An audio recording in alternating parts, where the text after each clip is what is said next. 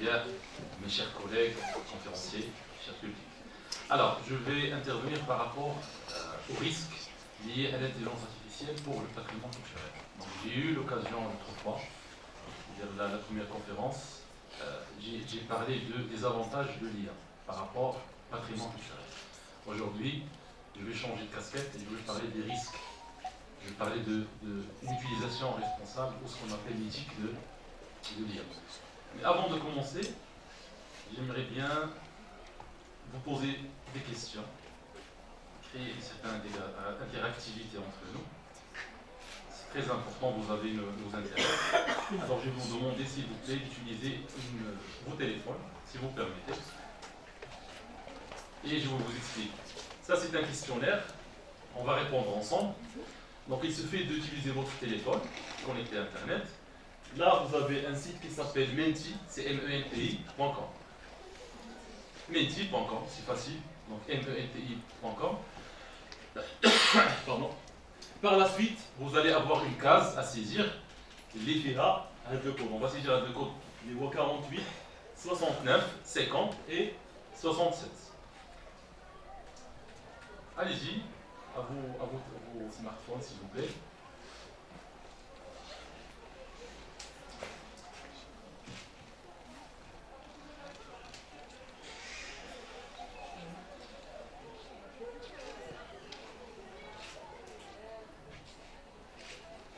Donc, je répète, donc on va accéder à un site qui s'appelle menti.com, menti.com, et par la suite, dans la case à saisir, on va saisir le code 48, 69, 50, 67.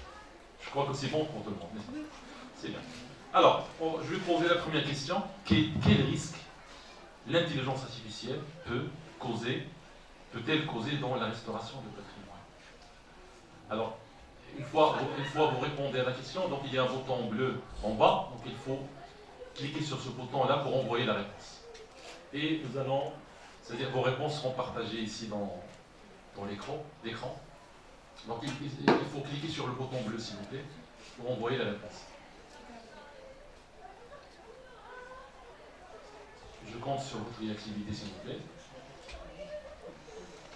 Allez-y, on a seulement 5 réponses, et la salle est remplie. Donc je répète la question. Quel risque l'intelligence artificielle peut-elle causer dans la restauration du patrimoine? C'est vrai que l'intelligence artificielle, il a des avantages, mais il a aussi des inconvénients. Il peut causer une certaine déformation, peut-être. Alors, soit donc, il va modifier les éléments authentiques, soit il va ajouter, ça c'est très dangereux, il va rajouter des détails imaginaires, soit il va changer le style d'origine. Et ça, c'est catastrophique.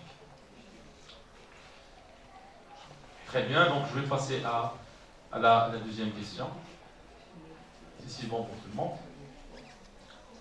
Pour ne pas tarder, parce que je dois respecter le temps quand même. Alors, la deuxième question. Quel problème peut apparaître lors de la documentation numérique du patrimoine? Il est aujourd'hui nécessaire de documenter le patrimoine. Et d'ailleurs, il y a une stratégie nationale, puisque là, il y a le ministère de la Transition numérique et la réforme de l'administration publique qui s'engage dans un chantier qu'on appelle la digitalisation 2030. Aussi, le ministère de la Culture il est aussi concerné, et tous les acteurs dans cette question de la préservation du patrimoine culturel sont concernés par cette digitalisation 2030. Il est bien sûr, bien évidemment, la documentation numérique, il est aussi, c'est-à-dire, doit être prise en considération. Alors, on a 3 réponses: perte de données, mauvaise classification, mélange entre vrai et faux. Alors, je constate ici que 10 personnes donc, croient que c'est un mélange entre vrai et faux, et 6 personnes, donc mauvaise classification, perte de données. Et je vais répondre à tout ça dans mon intervention par la suite. Troisième question, comment l'intelligence artificielle peut-elle menacer l'écriture locale? C'est vrai que moi je considère que la diversité ou la variété ou plutôt l'empreinte, ou ce qui a été dit tout à l'heure par mes chers collègues, donc ils ont entamé la notion de la mémoire. Alors la mémoire collective, parce que c'est quoi la culture? C'est une mémoire collective c'est-à-dire Et la préservation, c'est quoi? C'est la transformation à travers les générations. Alors cette transformation-là, il y a un risque dans cette opération de transformation, il y a plutôt de transmission, excusez-moi pour le terme, transmission, il y a un risque pour les minorités, pour les cultures, c'est-à-dire parce que là on va tomber dans une standardisation et on va manquer de diversité par rapport à cette question. Très bien, donc de toute façon on croit que ça va réduire l'importance de savoir-faire humain, bien évidemment, faire disparaître des particularités locales et uniformiser les traditions. Très bien. Une autre question. Normalement, j'ai changé l'ordre des questions, c'est pour ça que nous avons la question ici. Quel est le risque principal de lier pour la musique traditionnelle? Vous savez qu'aujourd'hui, il y a des plateformes qui permettent de générer la musique. Là, on peut facilement entrer à Eva, au Sono, il y en a beaucoup. Hein. Et je peux générer une musique excellente, une musique c'est-à-dire une musique de qualité, très performante.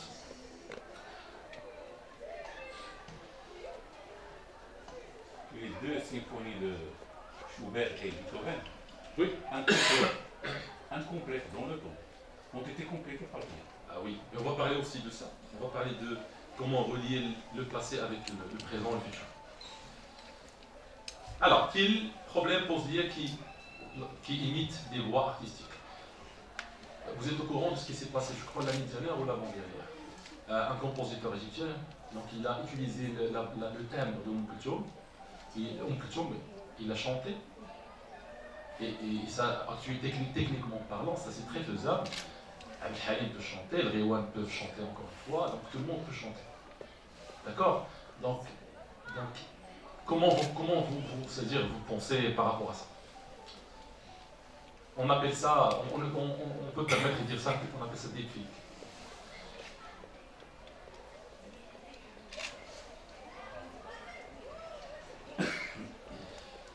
Très bien.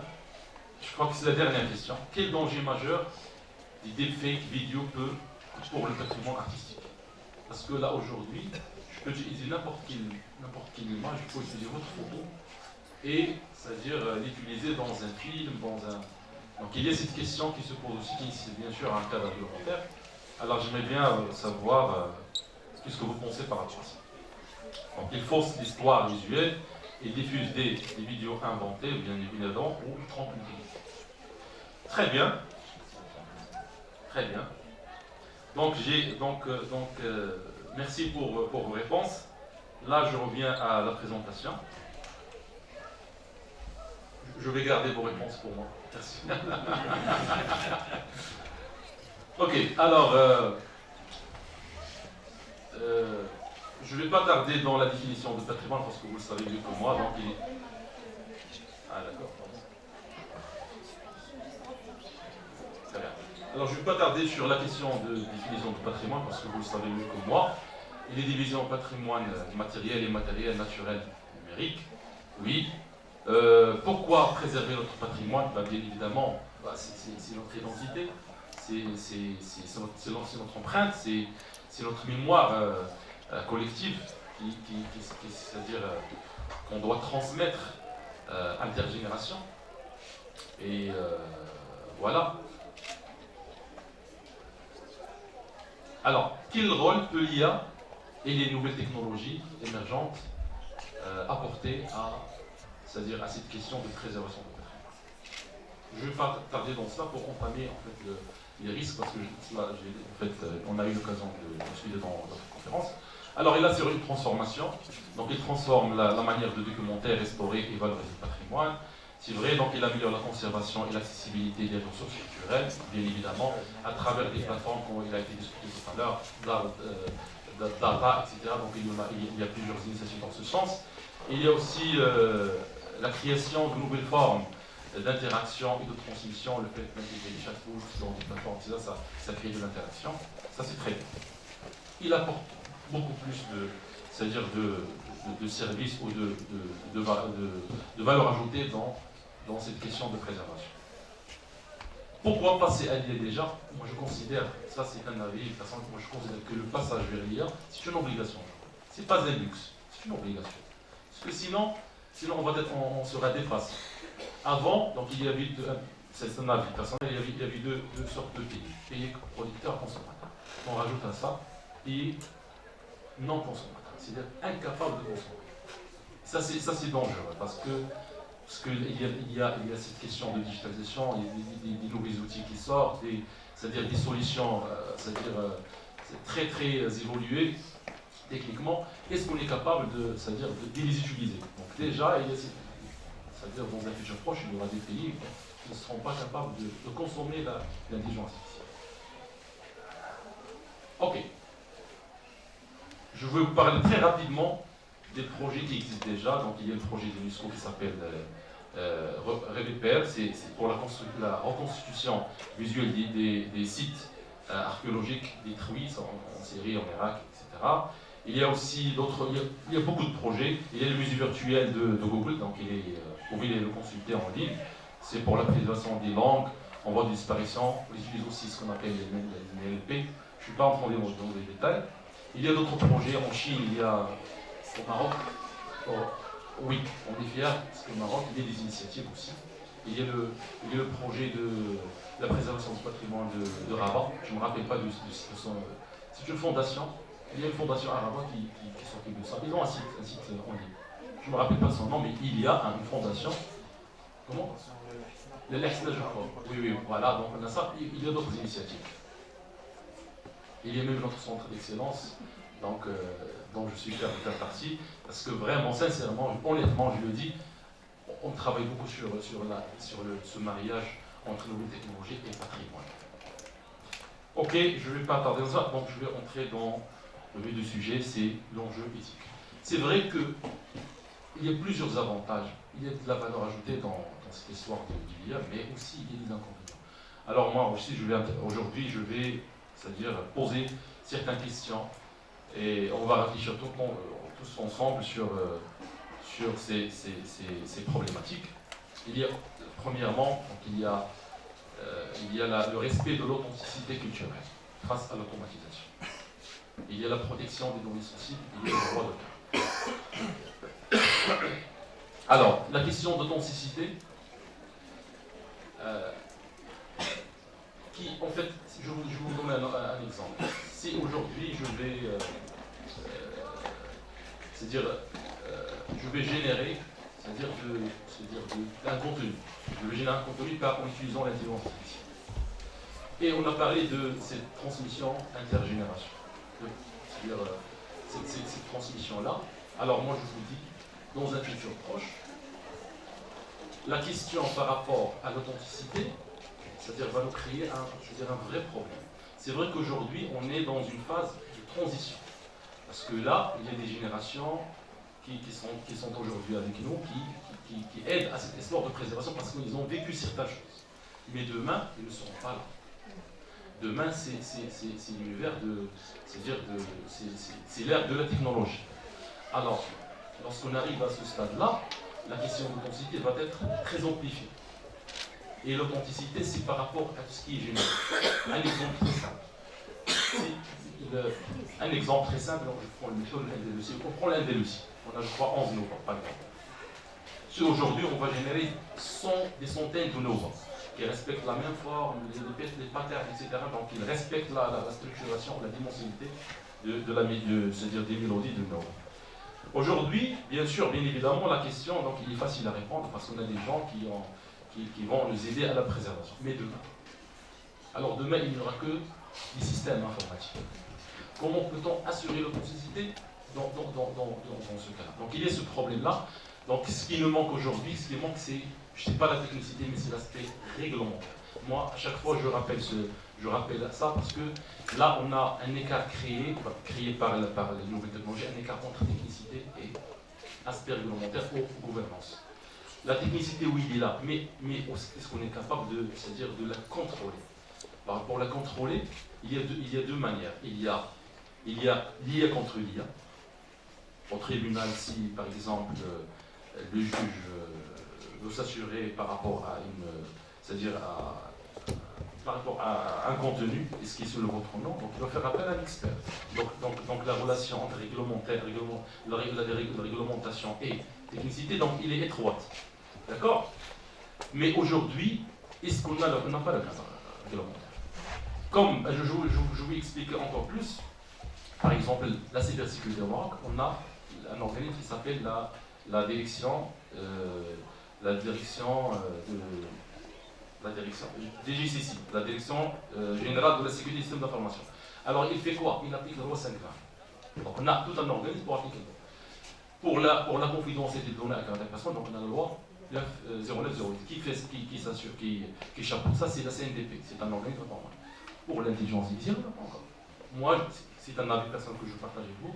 On est dans l'obligation d'avoir carrément un organisme qui va faire ça, parce que ça, c'est dangereux. Ce qu'il peut apporter l'IA aujourd'hui, c'est dangereux. C'est vrai qu'il a des avantages, mais aussi il a beaucoup d'inconvénients. Et dans l'absence d'un cadre réglementaire, bon, c'est-à-dire l'IA peut faire ce qu'il veut. Ça c'est très dangereux. Alors, il y a aussi la question c'est-à-dire de restauration. On n'est pas sûr que la restauration de patrimoine est, c'est-à-dire, il assure l'originalité. C'est-à-dire, est-ce qu'on va revenir à l'état initial de ce qu'on est en train de restaurer. Alors, pour faire ceci, aussi, donc, nous avons besoin d'un cadre, c'est-à-dire réglementaire, plus que la technicité, parce que le permet aujourd'hui. Mais, revenons aux définitions, c'est-à-dire de base, c'est quoi l'intelligence artificielle aujourd'hui? Parmi les disciplines majeures de l'intelligence artificielle, c'est l'apprentissage automatique. Donc l'IA, il a besoin de data pour apprendre, pour pouvoir réaliser certaines opérations par la suite, prédire, etc. Donc essentiellement, on a besoin de quoi? Des données. Donc si les données initiales ne sont pas régies par un cadre réglementaire, c'est-à-dire on pourra jouer sur le futur. On pourra, c'est-à-dire changer le futur. Une autre question, c'est la question une question de standardisation, uniformisation de la culture. Ça, c'est une question vraiment problématique. Pourquoi? Parce que déjà, c'est-à-dire sans la question des nouvelles technologies, ça apparaît cette question-là, il y a le problème entre générations. Parce que même écouter par exemple un morceau de 50 minutes, pour ces nouvelles... Moi j'arrive à le faire, pour plus ça me dérange pas. Mais pour ces nouvelles générations, pour eux c'est dérangeant, ils n'arrivent pas. C'est-à-dire la majorité n'arrive pas. Donc il y a une différence de la culture. Ça, on l'accepte. C'est un conflit entre générations qui est tout à fait naturel. Mais la question ici qui se pose, c'est qu'on est, on est dans, c'est-à-dire rendre les choses beaucoup plus faciles et suivre les standards internationaux. Et ça, elle a un impact direct sur quoi? Sur la diversité culturelle marocaine, sur sa diversité de patrimoine. Parce que là, ça c'est une réalité. J'ai posé une question aux lycéens. Est-ce que vous connaissez le Melhoun? Est-ce que ils ont dit non? Ça c'est grave. Mais quand j'ai posé sur des morceaux qui sont, c'est-à-dire que je considère en fast-food, c'est rapidement, donc ils ont pu le savoir. Ça vraiment, c'est dangereux. Donc il y a, à part la technologie, donc il y a cette problématique intergénération. Et on rajoute à ça la technologie qui permet la génération rapide d'un contenu énorme de ce phénomène des 4 accords ou des vidéos rapides, etc., etc. Donc on est en train de créer, c'est-à-dire une standardisation ou une information de la culture. Et ça c'est dangereux. La diversité, l'empreinte, c'est-à-dire de notre culture va disparaître pour nous. Il y a aussi la question du biais algorithmique invisible. Comme j'ai dit tout à l'heure, l'IA, il a besoin de data. Sans data, il n'y a pas d'IA. Ça, c'est une équation claire. Alors, si je joue ou je falsifie le data, donc ça c'est une question de biais algorithmique. Donc je vais jouer sur les résultats. Soit en termes de préservation, soit, quelle que soit la question qui lie l'IA par rapport à ça. Il y a aussi le problème qui nous concerne tous, c'est la hyperdépendance. on est devenu très dépendant de nos téléphones. On est devenu très dépendant de ChatGPT. On est devenu très dépendant de... Et ça, vraiment, c'est un vrai problème. Alors, je reviens aux lycéens des ateliers, j'ai posé la question, j'ai donné plutôt un travail à faire. Ils m'ont dit qu'ils vont c'est-à-dire utiliser ChatGPT. C'est pas méchant. Mais ils m'ont dit qu'ils utilisent ça pour toutes les matières. Et ça, vraiment, c'est dangereux. Ils ont dit que, c'est-à-dire ils utilisent des outils que le professeur, c'est-à-dire, il ne pourra pas savoir que c'est. Est-ce que c'est ça ils ont développé une intelligence vraiment incroyable. Ça, c'est dangereux, parce que ça crée de la dépendance, ça tue les compétences, et voilà. Je vais revenir à une question qui lie le passé, le présent et le futur. Alors, si c'est la question de préservation et le fait de compléter, d'ailleurs, tout à l'heure, le professeur nous a dit qu'il y a des œuvres musicales, c'est ça, c'est des œuvres artistiques qui ont été complétées par l'IA. Schubert et Beethoven. Voilà. Alors, je confirme et je rajoute à ça que l'IA a l'avantage d'utiliser des techniques qui viennent d'autres disciplines, à savoir la biologie, la mécanique, etc. Et il a la capacité de les exploiter et de l'utiliser dans d'autres disciplines, chose qui est difficile pour l'être humain. Avant, les ulama al-qudama, donc ils étaient des médecins, en même temps des artistes, en même temps qui font de l'astronomie, ils font de ça, la falak, etc., beaucoup de choses. Ça, c'est devenu rare aujourd'hui. Alors l'IA, c'est-à-dire il a cet avantage, parce qu'on appelle ça l'IA forte, parce qu'il est capable d'être interconnecté avec plusieurs disciplines. Donc ça, il a comme c'est-à-dire valeur ajoutée, c'est le fait d'utiliser des techniques qui viennent d'autres disciplines et les exploiter dans, c'est-à-dire d'autres disciplines. Et ça nous a permis de répondre à cette question de réinventer le passé. Réinventer le passé à travers l'utilisation des algorithmes qui viennent d'autres disciplines et les utiliser dans la discipline en question pour réinventer le. Même on peut, c'est-à-dire à l'aide des structures, etc., on peut créer des instruments, créer c'est-à-dire des machines, des trucs que nos grands-pères, nos grands-grands-pères ont créés. Ça, l'IA le permet de le faire. Mais, c'est-à-dire que, est-ce que c'est à 100%, c'est-à-dire, c'est à 100% ce qui était avant ou non, on ne peut pas savoir. Mais il aide à faire ça. Alors la question plutôt qui se pose aussi par rapport à l'éthique, parce que je reviens toujours à la question de l'éthique, c'est que réinventer, est-ce que c'est une déformation c'est-à-dire du patrimoine culturel, ou c'est une évolution? C'est une réflexion qui se pose aujourd'hui. Je ne vais pas trop tarder, je crois que je l'ai passé. Je ne vais pas trop tarder. Alors, je vais c'est-à-dire parler des perspectives. Moi, en fait, je vais résumer la perspective en une seule chose. Aujourd'hui, je constate qu'il y a l'absence d'un cadre réglementaire pour encadrer, contrôler les nouvelles technologies, à savoir l'intelligence artificielle ou d'autres technologies qui sont liées, la visio par ordinateur ou d'autres. Il y a l'absence d'un cadre réglementaire. Alors, c'est vrai qu'il y a des initiatives à l'échelle internationale, à Canada, en Amérique par exemple, il y a une loi qui s'appelle par exemple la loi Davis, c'est-à-dire dans le cadre par exemple c'est-à-dire de la génération, ou plutôt de la composition musicale, parce qu'on sait très bien, au Maroc par exemple, comment ça se passe. Si moi je compose une chanson, parce que composer ça veut dire que c'est une industrie musicale qui régit ça, qui contrôle ça, c'est le BNDA, c'est le remarquement des droits d'auteur. Alors je vais déposer ma chanson, c'est-à-dire pour bénéficier de droits d'auteur qui viennent à travers les radios, les chaînes, etc. Et si je dépose une chanson qui est générée par l'IA, est-ce qu'il y a un cadre pour contrôler ça? Non, pas de cadre. En Amérique, il y en a. D'autres pays, ils le font. Pour le patrimoine, pour la culture et pour d'autres.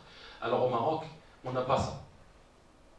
Donc ça, vraiment, c'est très important. Il faut un cadre Et en fait, je salue une initiative. Donc, on a eu, moi et Salah Hulia, l'occasion de travailler, si vous vous rappelez bien, la HACA. Donc, on a eu l'occasion de travailler à la HACA, donc on a carrément écrit c'est-à-dire un livrable sur la question éthique par rapport à l'audiovisuel au Maroc. Ça, c'est une première initiative, mais moi, en fait, de ma position, donc j'insiste à ce que d'autres initiatives prennent, c'est-à-dire démarrent, parce que cette problématique de l'éthique de l'IA, elle est très dangereuse et on doit faire attention par rapport à ça. Et le cadre réglementaire, il est obligatoire, donc on doit le mettre en place. On est en retard, merci.